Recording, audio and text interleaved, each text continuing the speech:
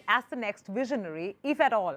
After Steve Jobs, we haven't had enough time to really even test Tim Cook on his visionary abilities. When Steve Jobs came back to the company, it was quite a few years, of expressing good Apple values and doing things the Apple way before he came up with the iPod, which is what people really drive for, the next great product. Tim Cook's done some good things, though, to make the company a little more giving and likable and charitable and caring in the world.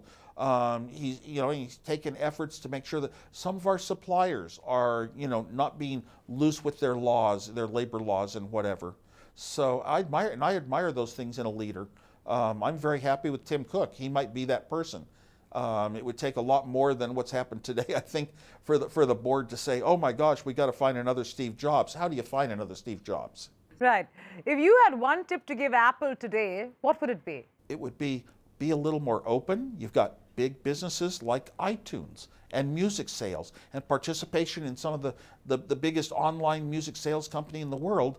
Open it up and write it for Android phones. Let the entire world buy your music, buy the music from the iTunes store and not be forced out of it just because of which phone they have. How do you see the handset market dynamics changing in the foreseeable future? The handsets right now, the smartphones of the world, have all gotten so good that it's hard to imagine. It's largely shape and feel and speed and ability to get everything done quickly and well. And they're really, up there competitive with any computer on a smaller screen level. It's very hard to say how would they get better.